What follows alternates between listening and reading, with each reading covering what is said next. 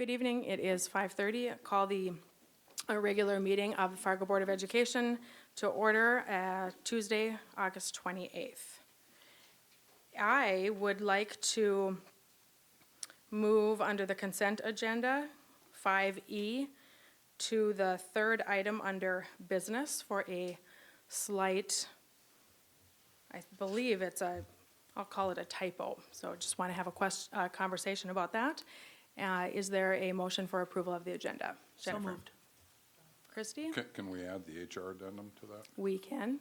And Yes. can we add the removal of memo 18, please? Yes, so that's the one that I was referencing is memo 18. Okay, very good. All right, so there's been a motion. Is there a second? Did we have a second? Second. Okay. All in favor signify by saying aye. Aye. Opposed, same sign? Opposed would be nay. Okay. We have approval of the agenda. We don't have anyone signed up to speak to us this evening. Thank you for joining us, those of you here. Moving on to staff reports. Do we have a FEA report, Laura? Hello, yes, no, we don't. That's short and quick. Thank you for being here. How about an enrollment update? Missy? Yes, you should have a handout with the enrollment as of today in front of you, and we'll just kind of highlight a few things and answer any questions.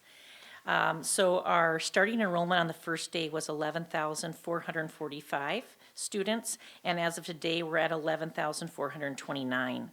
It is very common that we go down in most districts after the first day, and so that's why our November 1st date is so important, and that's also where the funding comes in. So when we look at November 1st, last year, just for a point of reference, it was 11,321, if that's helpful, from last November. When we take a look, we'll look at elementary first. One thing that we'll notice is that the elementary, Bennett, is our highest class section school. So they're running very close to, the average is 21.8. So it kind of shows the growth on the south side. When I compared the elementaries to last year's elementaries from November 1, there's, I guess, slight growth, but the growth is on the south side, where we're seeing more students added.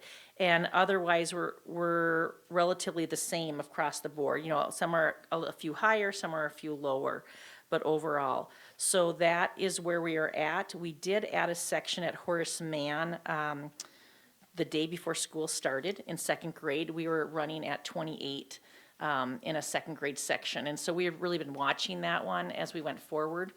Those are kind of tough decisions as we take a look at it, because we also know that we tend to lose students as the year goes on. But I could see that Fargo has really committed to low class size in their elementary, especially in their primary grades. And really hats off for the dedication that's been for keeping those class sizes.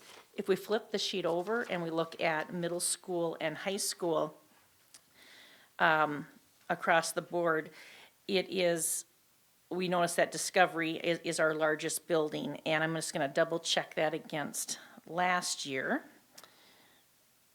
as I go across. And Discovery is up, and that goes right with the pattern that we're seeing on the south side. Ben Franklin is up slightly, and CBE is really about 10 up. So I mean, they're very, very close to what they were a year ago.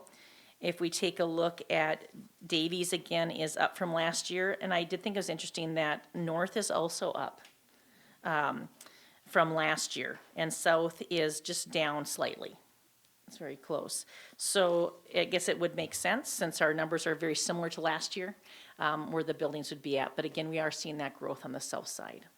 So any questions that I could answer? I have two children at North, so that's, they're added into there, helping to increase that enrollment. Jennifer? Could you just remind us, since it's not on here, max capacity at the buildings? Okay, I don't know that, so I will need a little sorry. help. I'm No, sorry. but that is something I will make sure I can maybe answer. I'll give it to Rupak. And Well, and part of the reason that I asked you, I'll just share with you, last year, I believe at Davies, they had to add like 40 lockers right before, or right right after school started. And so I just can't remember what that threshold, what that number was. I do know that Dr. Gross told me that he had worked with Rachel last year on the capacity of all buildings, so I do know there is a document that I Yeah, can there is. find Yeah. to get out to you guys. Sorry. Yes. Jennifer, is there a Yeah. particular building you'd like me to, I pulled that well, up if you'd like to. If a you want to specific just number. share with us, I guess, if the middles and the high schools. Okay, does anyone have anything right now? Well, or Anne Marie, do you have that information right now? Yep, I Okay. pulled that up. So the capacity report that we shared with the board last year, November 2017, Ben Franklin, the capacity would be 1,080. Carl Ben Eielson would be 1,032. Discovery would be 1,152. Davies would be 1,382. North High would be 1,212. And South High would be 1,624. Those were those adjusted capacities that we shared with you last year. Thank you. Anyone else? Robin? Clarification, space based on square footage? No? Adjusted capacity was based upon a maximum secondary classroom capacity of 26 students for core classrooms and 24 students for lab classrooms.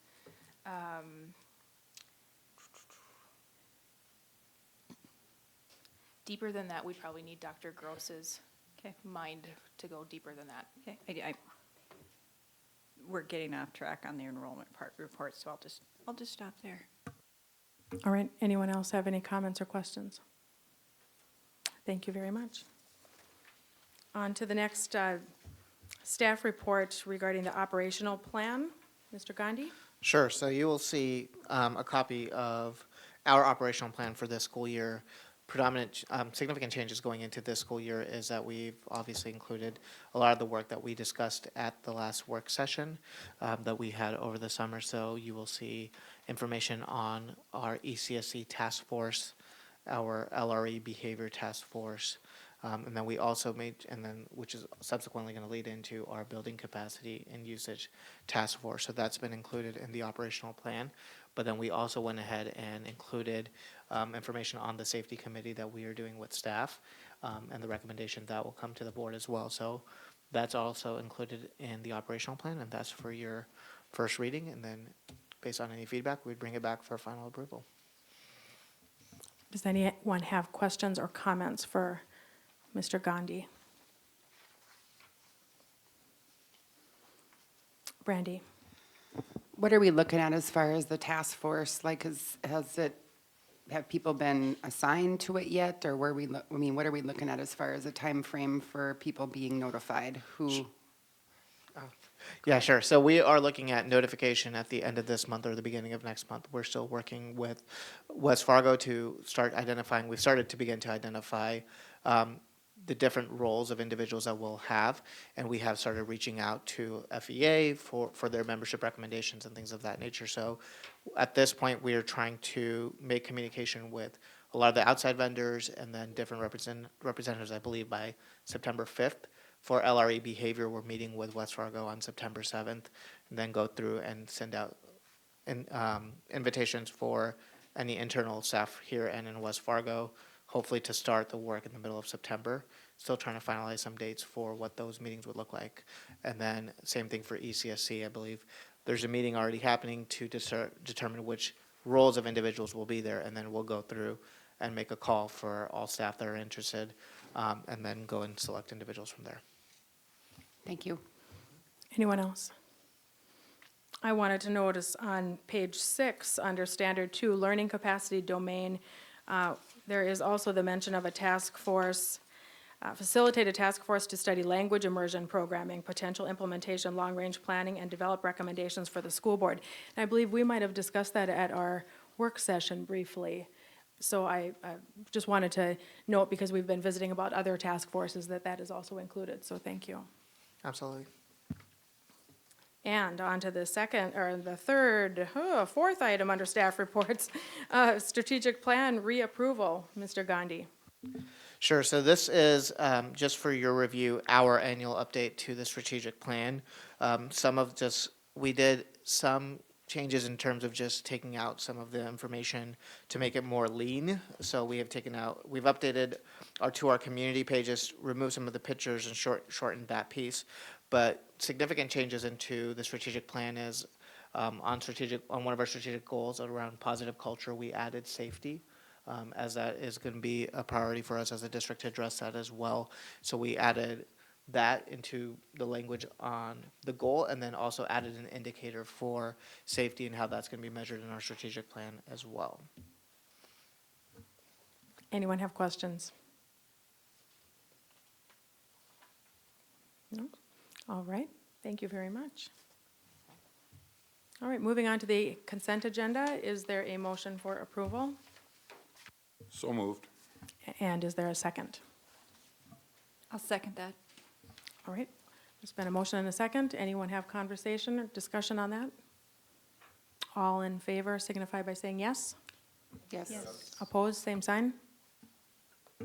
Motion passed. On to business, ratification of FEA board contract. John, Thank you, President Knutson. If you'll give me a moment, I'd like to pass out a document here.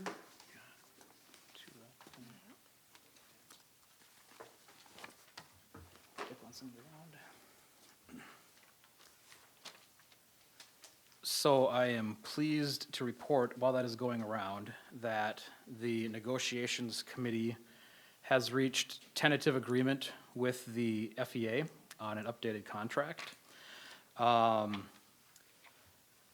As this is going around, just some highlights of what has changed in this. Throughout the document, there have been some editorial changes, some typos that were discovered, updating the date to reflect a new one-year contract, and some word choices such as using the word human resources versus HR. If you flip to the back, you'll see a new Appendix 4 related to health insurance. We've agreed to direct our representatives on the Health Insurance Committee to study the HSA contribution amounts and funding models and issue a report and recommendation to us by the end of the year.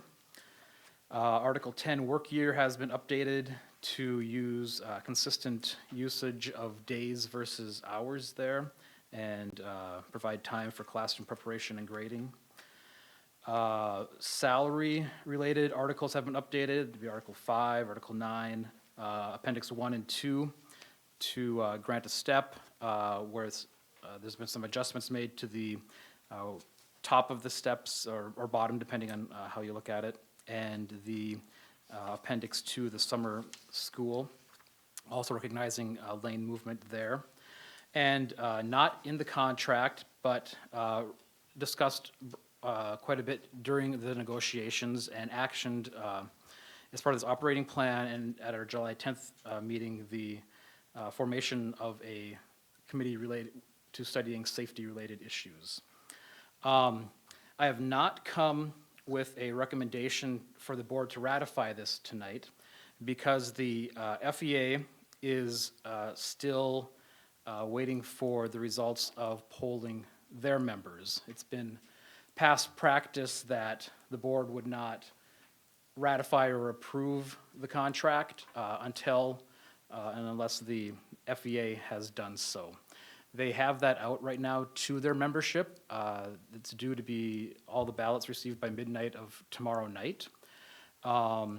And so once we receive notice that they have ratified this, we would then be able to move forward with either the special meeting if we wanted to hurry this up, or we could wait until our next regular meeting on the 11th of September. There's some consideration there if we wanted to have this fully ratified so that the administration could action it in time for the September 15th payroll. We would want to meet as soon as possible next week. And so I don't have any motions, but I think we're able to have some discussion on this. Or if there's any questions about the process at this point, I'd be happy to answer those. thank you, John. Anyone have questions? I would have a question in terms of what kind of total cost is this proposal? The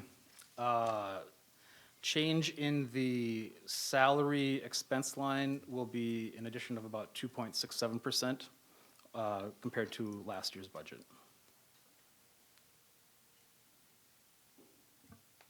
Jennifer, did you have a question? Yes, I do. Would there be any reason, John, we couldn't approve it tonight? I know this was a discussion at our last group meeting, but maybe we could share.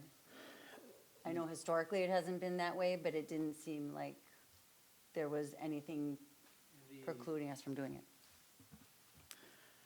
Technically, there is not, no. What we're really wanting to, I think, avoid here is any perception that we are once again imposing a contract or moving forward without the FEA being on board with this. There is also, it's a little bit of a gray area, but it could be seen that, well, what I just said, that we're imposing this, and that once the board has put their signatures to this or voted to approve it, that this is the contract, whether or not the FEA approves it. And we want, it's been a very good working relationship this year, I think, with the FEA, and we want to respect that and ensure that we respect their actions with regard to this contract. Any other questions? Okay, so since this is it's on as a business item, but we're not taking any action, we've just had conversation, we're able to, is there anything formal that we need to do other than that, Anne Marie? All right, we're good, we'll wait to hear when we take the next step. Thank you. Business item B, policy monitoring. There are two items, memo 20 and 21. Jim, I move we accept the consolidated reports for EL1 and EL2. Second. there has been a motion and a second. Any discussion? All right, all in favor signify by saying yes. Actually, Rebecca. Anne Marie has to call the roll. Johnson, Yes. Nelson Bryan. Yes. Robin Nelson, Yes. Paulson, Yes. Rodenbiker, Yes. Ulrich, Yes. Ani, Yes. Benson, Yes. Knutson. Yes, motion passes. Okay. So business item C, music instruments, memo 18. I am just looking at the cover page here. Under this is regarding musical instruments purchases. And what I happened to notice was the total award amount seems to have, based on my math, after adding up those we are proposing to award the bids to, I believe the 5 is not necessary. I believe it should read $32,182.10. So I just, with my editing skills, I was hoping that I was correct on that. That is what I noticed there. And I would propose that number 5 is removed from this memo so that it would be approved. Does anyone have anything else? Robin?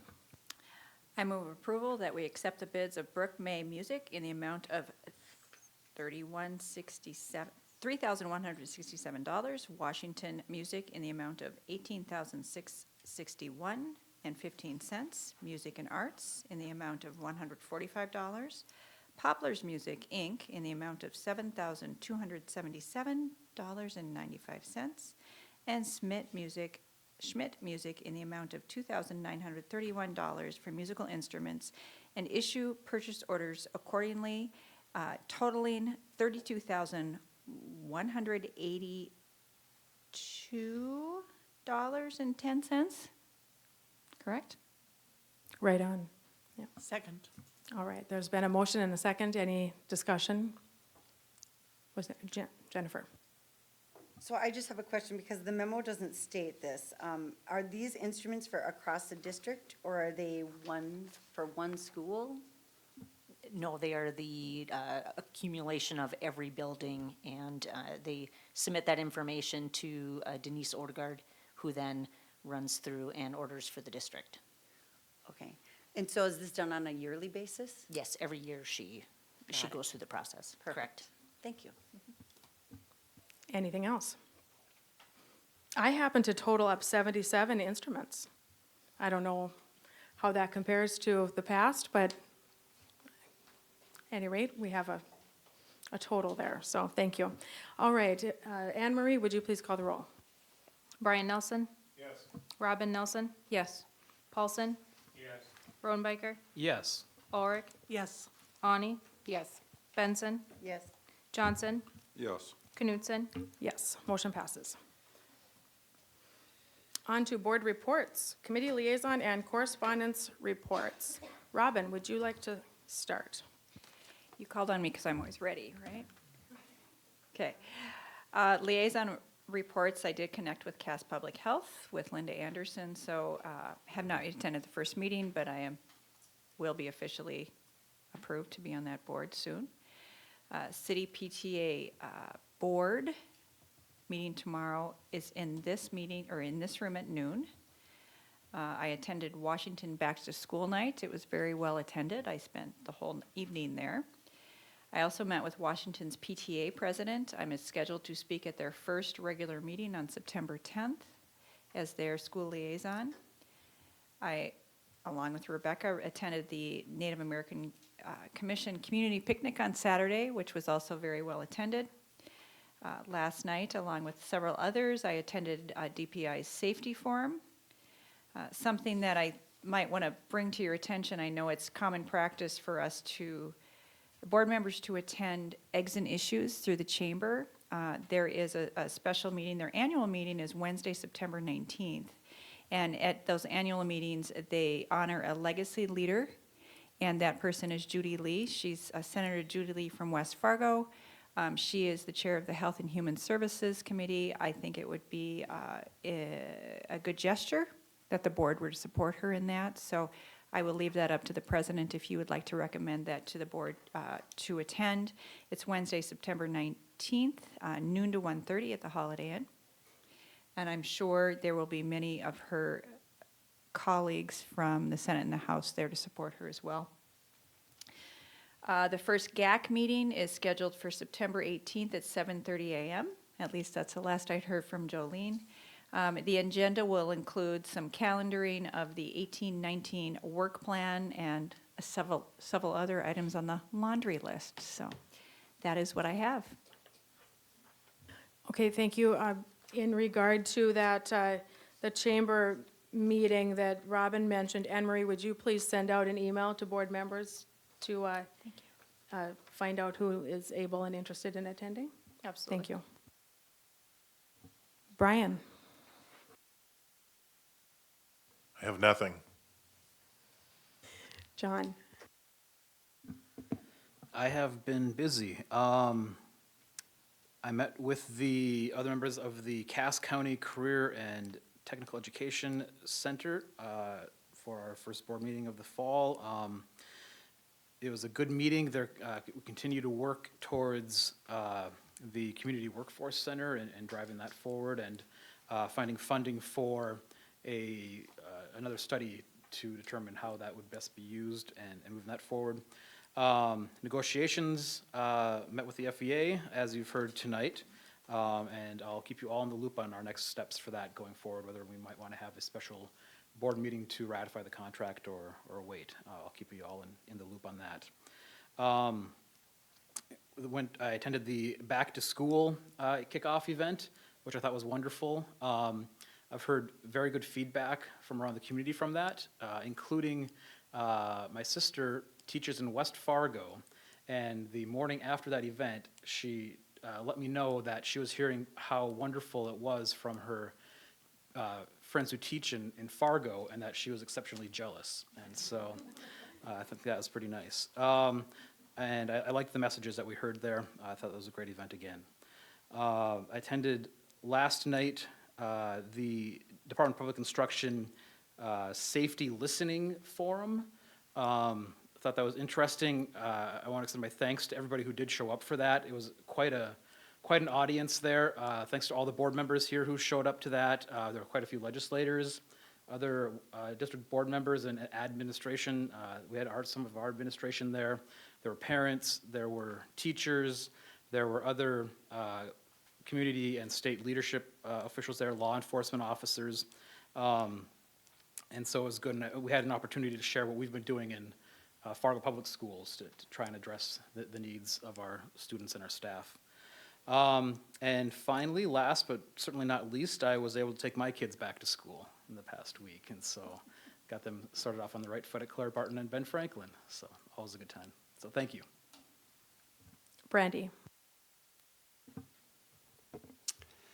Okay, I attended the back-to-school night over at Clara Barton in Hawthorne.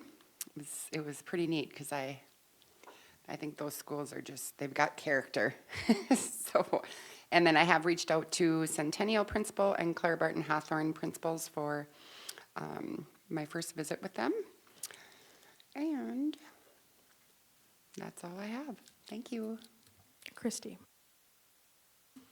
I've connected with Becky Bakke at the Development Foundation, and I heard a lot of really positive comments as well about our back-to-school kickoff. And what I felt is, as people were coming in and we were greeting, a much different, joyous atmosphere versus last year, and it was really refreshing, and people were talking about that as well. It was good. Thank you. Jim. Couple of things. State GAC committee met this week, and we are going to recommend readoption of 6 of the standing resolutions that have come to the end of their 4-year period. Those 6 include costs associated with English language learners, increasing the expenditure and total funds for the school construction loan program, finding some legislative dollars to address the TFFR funding gap, focusing separate state funding on early childhood education, funding adequacy and property tax reduction, and expanding the support for after-school programming throughout all school districts in North Dakota. We also are going to recommend readoption of an amended standard or an amended item, and that would be the ongoing support for implementation of North Dakota state standards. There was 1 new resolution submitted. This actually came from the state board. Actually, it came out of my computer, and it will go to the membership. Basically, it would be to advocate to allow safety and security measures to be discussed in executive session, which currently they have to be done in an open meeting. And we think there's legislative support for that at this point in time. About a week ago, I attended the National School Board Leadership Institute in Chicago, got a legal update on what they think we're fighting for in Washington, D.C., which nobody really knows what we're fighting for because there doesn't seem to be any clear definition or direction out of the Department of Education right now. There was a presentation by Dr. Timothy Hodge of the Gallup organization. It was probably the best thing of the entire weekend, in my opinion. The topic I was really concerned about because I thought, okay, this is another person that wants to tell me we're not preparing people for the workforce. But instead, what he really talked about was the data that Gallup has on students and staff. They do annual surveys throughout the entire country, tens of thousands of people. And it shouldn't have come as a surprise, but it did. The big aha data from last year's study, 74% of the 5th grade students in America feel engaged in their education. 50% of 7th grade students, so a 25% drop in 2 years. 32% feel engaged by 11th grade. Anecdotally, they think this may have to do with the transition from a single teacher classroom environment that elementary has, where you have your own room, own group of students, you feel at home, to our middle school and high school type scheduling where you've got a different group of teachers and a different group of students from class to class. But nobody really knows if that's the reason or not. He said it goes across the board, rural versus urban, wealthy versus poor school districts. Doesn't seem to matter. Data is pretty dramatic, and it's been getting worse over time. So student engagement, which hopefully these are not Fargo's numbers, but they probably are, is what the message was. And I have his full presentation. I'll be happy to email it out to people. I actually am going to work to see if we can't get this guy to the state school board conference to present, because just a fascinating individual with lots of good information to share. I passed around a little sheet like this. I want to spend a minute on it. I'm going to spend a lot of time on it in October at the state school board meeting. There has been a group of about 30 people working on a strategic vision framework for what is maybe going to evolve from PK to 16. Right now it's being titled PK through 12, to get every stakeholder in education in North Dakota focused on the same goals, if possible. Doesn't mean we're all going to do the same thing, but what strategic plans and initiatives should we all be thinking about? The 5 that have emerged are quality early childhood education, support for safe and health behaviors, career exploration, quality educational personnel, and quality instruction for personal learning. Each of the stakeholder organizations has either already or is in the process of looking at those 5 and deciding what is their role in helping achieve that for our state. And we're going to try to get some cohesiveness to figure out what are the gaps, where are we overlapping, where can we be more effective as a state in making these things happen. I bring this to your attention because the last thing I wanted to share was what's coming out of the Education Policy Interim Legislative Committee. They have at this point in time put 3 bills forward. One is to have DPI hold annual meetings to review and update that strategic vision sheet I just passed around. And it includes language. Now keep in mind, this is coming from the interim committee. It may change long before it gets to the floor, if it ever gets to the floor, but it's currently what that committee is thinking. It's going to, if it passed in its current language format, each district needs to develop a plan that aligns to that state vision, those 5 areas. Now, of course, I think in Fargo, all 5 of these and probably a laundry list of about another 50 are things that we are focused in on. So I don't think it's anything we're going to have to re-engineer dramatically. But if that law goes into effect, then clearly we're going to have some reporting on what are our initiatives towards those strategic visions, as every other school district will have. The second major piece of legislation is really language cleanup to eliminate No Child Left Behind and replace it with ESSA and legislative bills that exist and law that's out there currently. And the last one I found pretty interesting. It is going to change the controlling and responsible party for adult education and adult secondary education programs from DPI to job services. And apparently DPI is on board with this change.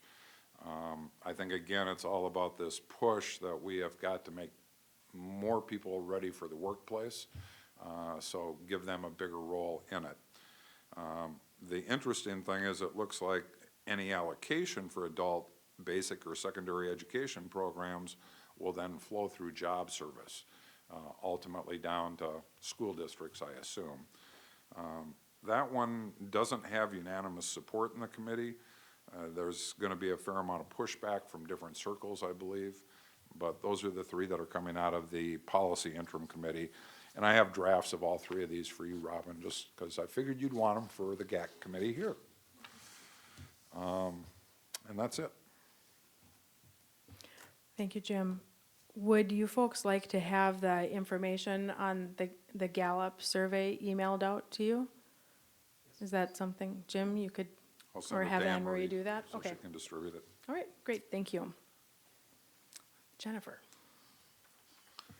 Okay, so one of my liaison schools is Davies this year, and I was invited to attend the staff meeting and introduce myself, so I took the opportunity to do so. And I enjoyed my time there and was very inspired listening to Troy. I stuck around for a while, so that was kind of fun to meet some of the staff. I attended the staff opener. I attended the safety meeting last night. I too had back to school night at 3 different schools in one evening. I made it to one. So we divided and conquered, and actually Discovery ended up canceling. So we did get them covered all in one night. Communication committee will hopefully meet in September, but we do need the dates back of those of you that are on the committee, your availability. So that email went out, so I'm waiting on that date. And really, my additional comments really are, there was kind of a common theme in all the speakers that I heard at both the staff opener and also listening to Mr. Cody speak to his staff, and that is, it takes a village. And we really, need to be listening to our students and our parents, but our community as well. And that was the safety committee. I felt like that was kind of the key takeaway too, is we need to all partner, and now more than ever, in public education and in safety, we need to do that. And, the most recent statistic that I heard locally was that Fargo residents, less than 20% of them have kiddos in K through 12. And so when I say that, I heard Dr. Draper say it, I heard people last night say it, that we need to find ways to engage our entire community in these conversations. And I know that that's a big ask and a big challenge, but it was a common theme that I heard throughout all of these things I attended in the past few weeks. When Health Insurance Committee was today too, and they will be coming forward at our September 11th meeting with the recommendation, formal recommendation. That's it. Great, thank you. David? I attended the staff opener and talked to both of my principals. Spent quite a bit of time talking to Mr. Williams about Discovery. I was kind of concerned on how things are going to move down there, and he said they should have it under control. I also went to the safety meeting last night, and I was surprised we had so few people there. Robin? Can you clarify on Discovery under control? Well, I was asking him about, things like parking. How are they going to pull up in the mornings and stuff? And he said, it was going to be tight, but they'd do it. And he said they'd been studying the flows inside the building. And he said, we're going to make it work just fine. I mean, I got the principal speak, and it was very good. And it sounds like it's going to be just fine. Yes, Jennifer? I can add to that as a parent with a student over there. The drop-off was amazing. He really has it controlled. There is staff out there directing and making sure also that you're stopping for students. Because it looks like a mess, but it's a controlled mess. And there are walls up everywhere, my daughter says, temporary walls inside the building, but they are making it work, it sounds like, so. So is the drop-off and pickup, because I've got buses there too, is it all on 18th Street? Yeah, they're using that parking lot right off of 18th. So, but Okay. the buses have their own loop. Got it. Thank you. Rupak? Yeah, I think I just wanted to kind of capitalize on this conversation and just give a kudos to the Discovery staff, administrators, and then also to everyone that spent an entire summer working around the clock to make that happen. I think the new bus loop was a big priority to smooth the drop-off and dismissal process. So although it looks messy, it is more efficient now, and I think everyone's just been working around the clock. So I just wanted to publicly acknowledge all of them because they made sure it got done, and the staff there's been phenomenal. All right, thank you. Brian, did you have a comment? Just to add to Robin, having facilitated the $18 million project out at Lewis and Clark, you have to have trust in the people who are running the building and things like that, so. All right, thank you.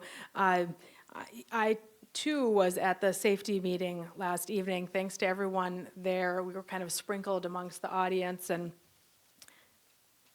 the attendance was, certainly, it was, the theater was not full, but there were important people there, and there was important discussion, and the people showing up are the ones that are to be there, I guess. That's obviously, it's not the end of conversations. We have that going on within our own district, so it's just interesting to be able to get a sense as to kind of some of the conversation that's going on statewide, I think. I wanted to also say, as Brenda, or excuse me, Robin, as you mentioned, I was at the Native American picnic. It's an annual picnic. It was a little sparsely attended this year, but I think that might be for a good thing. Last year, many attended because they were there as part of the search for Savannah, who was missing. And we had search parties coming in for that, to eat and be replenished that year. And then the year prior, there was the Standing Rock. And so lots of people were motivated for a variety of, very important reasons to be there. And it's nice to have something to rally around, but it's nice to not have an emergency to have to rally around as well. The back-to-school picnic, or excuse me, not picnic, but it was a huge picnic at Shields. As my daughter said, boy, that's a big get-together. But at any rate, I heard such positive feedback. I visited with someone working as a para in our school system, and he said, I'm so proud to be part of Fargo Schools and to have the opportunity to be a part of it. And this was his first time attending an event like this. So kudos to everyone that was involved in that. Governance meets tomorrow at 7:30 a.m. I would suggest, I know, Robin, you talked about some of the goals for your committee, but the other committees too, once you have a chance to meet, to put some goals together that then you can report back that information when we meet next. A couple of items that I left off when we had our last board meeting, I just wanted to mention that I've been spending some time attending sessions in our community regarding human trafficking. And we've had sessions at our state school boards associations meetings on that as well that I've attended, but this was in July. It was July 26th. There was a one on human trafficking sponsored by the FM Coalition for the Homeless. I would just encourage all of us to take the opportunity to become educated about some of the information that goes on within our community and within our state regarding human trafficking, because we might have some of that to deal with, within our own community here, within our school district. And so just important information. It's not at all comfortable to hear what is shared, but the information and kind of having a heads up on that this is something that goes on within our community, I think is worthwhile for us to all have. And Robin, I know that, I'm sure you will be participating in this, but on July 30th, I went to, it was the Community Health Needs Assessment, and Cass Public Health is part of that. Dr. Gross was there, and at the time, a board member, Dinah Goldenberg was there as well. So we'll look forward to information that you have to share with us regarding your involvement with Cass Public Health, but I wanted to mention that I was there. And our next meeting is September 11th at 5:30 p.m. Does anyone else have anything? Robin? I know that Anne Marie kindly notes the events that we attended. I think it should be noted that Brian was at the safety forum last night. Yes, he was. In case you forgot. Yeah. And thank you as well to those of you that shared information regarding what we have going on in our district regarding safety. And as I said, we were sprinkled all around throughout that theater, and just as John was about ready to, or as John was going to say what he mentioned, I was sitting there thinking, okay, if no one else says anything, I'm going to, my hand was about ready to go up at the same time as yours. So, and Rupak, yours was? Okay. So